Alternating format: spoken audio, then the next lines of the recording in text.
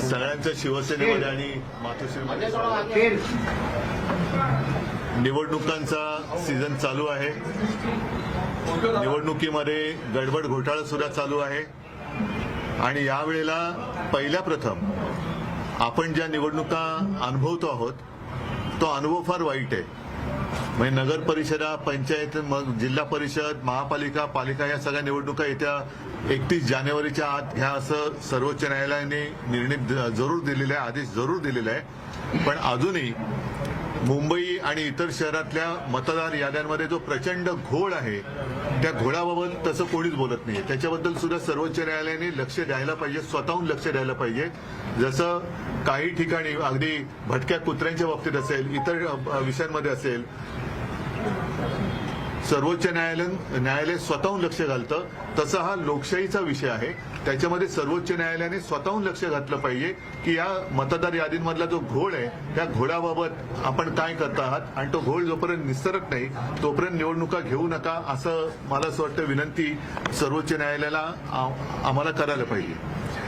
मात्र हे एका बाजूला आहे, दुसऱ्या बाजूला सत्ताधाऱ्यांमध्ये जी काय मारामारी सुरू आहे, म्हणजे आतापर्यंत आपण इतर राज्यांमध्ये हे असे प्रकार होता ते ऐकत होतो, बंदुका निघत होत्या, मारामाऱ्या होत होत्या, हाणामाऱ्या होत होत्या। आता बूथ कॅप्चरिंगच्या ऐवजी अख्खी निवडणूक कॅप्चर करण्याचा हा उद्योग सुरू झालेला आहे आणि हा जो काय चाललेला आहे कारभार म्हणजे सत्ता पिपासूपणा हा जनतेच्या हिताचा नाहीये। स्वतःच्या पक्षाची किंवा स्वतःच्या लोकांची सगळी काय करायची, घरं भरायची या दिशेने वाटचाल सुरू आहे आणि अशा वेळेला आपण सगळे सुजाण, मी म्हणेन नुसते राजकारणी म्हणून नव्हे तर सुजाण नागरिक आता शिवसेनेकडे येत आहात, कारण जनतेला आता शिवसेना हा एकमेव प्रकाश दिसतोय जिच्या हातामध्ये मशाल आहे। तर तुमच्या सगळ्यांचं मी शिवसेनेमध्ये स्वागत करतो आणि तुम्हाला सगळ्यांना मी शुभेच्छा देतो। विषय आहे, सोमवारपासून विधिमंडळाचं हिवाळी अधिवेशन सुरू होतं आहे आणि बहुधा हा अत्यंत दुर्मिळ असा प्रसंग आहे की दोन्ही सभागृहाला विरोधी पक्ष नेता नाही। तर या अधिवेशनाआधी किंवा या अधिवेशनाच्या काळात विरोधी पक्ष नेत्याची जी तुमची मागणी आहे त्यावर दोन गोष्टी आहेत, एक विरोधी पक्ष नेते पदाचं आणि दुसरं उपमुख्यमंत्री पद। कारण विरोधी पक्ष नेते पद हे त्यांनी द्यायलाच पाहिजे, त्याबद्दल आम्ही पहिल्याच अधिवेशनामध्ये मागणी केली होती। 1 वर्ष होऊन गेलं, एका वर्षात सरकारने काहीही केलं नाहीये जाहिरातींशिवाय आणि तरी देखील 1 वर्ष झाले। या एका वर्षामध्ये दोन्ही सभागृहामध्ये कदाचित आपल्या विधिमंडळाच्या इतिहासात पहिल्या प्रथम असा काळ आला असेल की दोन्ही सभागृहाला विरोधी पक्षनेते नाहीयेत। एक तर विरोधी पक्षनेते पदाला हे सरकार का घाबरते? एवढे मजबूत सरकार आहे, ज्यांना दिल्लीचा सुद्धा पाठिंबा आहे, अनेक भ्रष्टाचारी त्यांच्या सोबत घेतले, त्यांच्यावरती त्यांनी पांघरुणं घातलेले आहेत।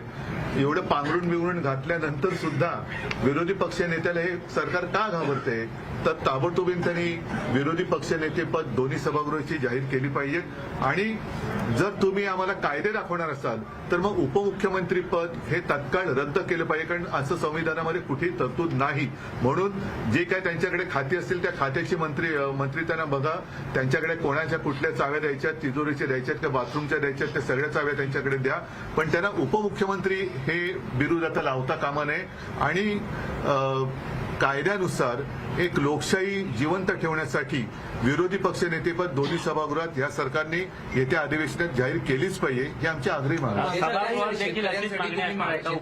आता तुमच्यासमोर तर केलं, मला सभागृहात गेल्यानंतर मला कळेल। शेतकऱ्यांसाठी तुम्ही दौरा केला होता, परंतु केंद्रातून असं कळतंय की राज्यातून प्रस्तावच आला नाही, त्याच्यावरती मुख्यमंत्र्यांनी देखील उलट उत्तर दिले, तर त्याच्यावरती काय तुमची प्रतिक्रिया? मुख्यमंत्र्यांना उलट उत्तरच देता येतं, सरळ उत्तर कुठे देता येतं? काय उलट उत्तर दिले? जे प्रश्न मांडले जातात ते 35 दिवस आधीच मांडले जातात असं त्यांनी। हो, पण 35 दिवस प्रस्ताव जो आहे, मला खरं केंद्रीय कृषी मंत्र्यांना धन्यवाद द्यायचे की त्यांनी यांचं सोंग आणि ढोंगे उघडं पाडलेले आहेत, त्यांची जात त्यांच्या घशात घातलेत। साधारणतः सप्टेंबर पासून महाराष्ट्रामध्ये अतिवृष्टीचं संकट हे सगळ्यांनी अनुभवलेलं आहे. त्याच्यानंतर आपत्ती म्हणून ती जाहीर करायला पाहिजे होती. ओला दुष्काळ ही संज्ञा नाही म्हणून तुम्ही ते संकट टाळू शकत नाही. त्या संकटाच्या दृष्टीने त्यांनी जे काही आतापर्यंतच्या इतिहासातलं सगळ्यात मोठं पॅकेज जाहीर केलं त्या पॅकेजचा पत्ता नाही. आता या शेतकऱ्याला कर्जमुक्ती करायला पाहिजे. कर्जमुक्ती करू हे त्यांनी निवडणुकीच्या आधी जाहीर केलं होतं. पण जिंकून आल्यानंतर अगदी आपले अर्थमंत्री जे म्हणाले की जिंकण्यासाठी आम्हाला असं बोलावंच लागतं, हे एवढं खोटं बोलणारं सरकार आहे की ज्यांनी केंद्राला प्रस्तावच पाठवला नव्हता. आणि प्रस्ताव पाठवला नाही हे जाहीर झाल्यानंतर, हे लोकांना कळल्यानंतर घाईघाईने आता गेल्या महिन्याच्या शेवटच्या आठवड्यामध्ये प्रस्ताव पाठवला. आता तो प्रस्ताव गेल्या काही दिवसांपूर्वी गेलेला आहे. त्याच्यावरती अभ्यास कधी होणार, केंद्राची कमिटी कधी येणार, मग तिथून तिथली तिजोरीची चावी कोणाकडे, त्या तिजोरीतनं राज्याच्या तिजोरीत पैसा कसा येणार आणि त्या राज्याच्या तिजोरीतनं माझ्या शेतकऱ्याच्या खात्यात पैसा कधी जाणार, याच्याबद्दल काहीच मुख्यमंत्री बोलत डॉक्टर नाही. बाबासाहेब आंबेडकर एक यांचं एक मिनिट थांबा, एक विषय करा ना. महापौर पदावरून सध्या महायुतीमध्ये रस्सीखेच पाहायला मिळत आहेत. भाजप म्हणतात आमचाच महापौर बसेल आणि हे देखील वक्तव्य येत आहेत की भाजप सोडून इतरही जे पक्ष आहेत युतीमध्ये त्यांना देवेंद्र फडणवीस चालवत आहेत. ठीक आहे, तर ते तिन्ही पक्षाचे नेते एकच आहेत.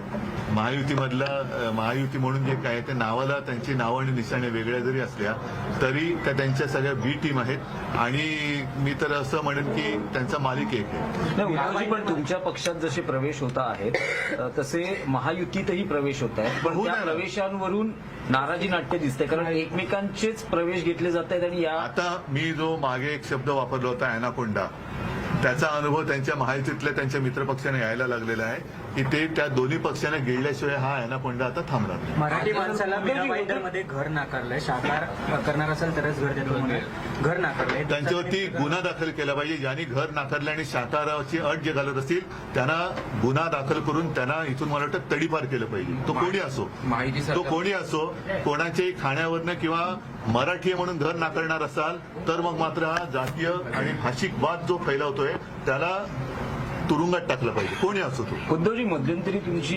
काँग्रेसचे नेते दिग्विजय सिंह यांनी भेट घेतली आता 2 दिवसापूर्वी. येस, आणि 14 तारखेला इंडिया अलायन्सचा काही मोर्चा आहे, तर नाही, या मला मोर्चाचं नाही. काही नाही, आमंत्रण नाही. तुम्हाला आहे का? तुम्ही बघा, दिल्लीला एक जाणार आहात सांगतो, का? दिग्विजय सिंग हे जेव्हा मुख्यमंत्री होते तेव्हापासून आमची ओळख आहे. माझ्या बरोबरीने ते त्यावेळेला अगदी वेगळा विषय राजकारणापेक्षा हे ते जंगलात सुद्धा आलेले आहेत. बांधवगड असेल, बांधवगडमध्येच, आणि तेव्हापासून आमची एक चांगली ओळख आहे. बऱ्याच वर्ष नंतर ते घरी आले. मला वाटतं 2 दिवस ते मुंबईत होते आणि त्यांचा निरोप आला की मी भेटू इच्छितो. म्हटलं या घरी. नाही. तर असं त्याच्याकडे लगेच राजकारणाच्या नजरेने बघण्याची गरज नाही.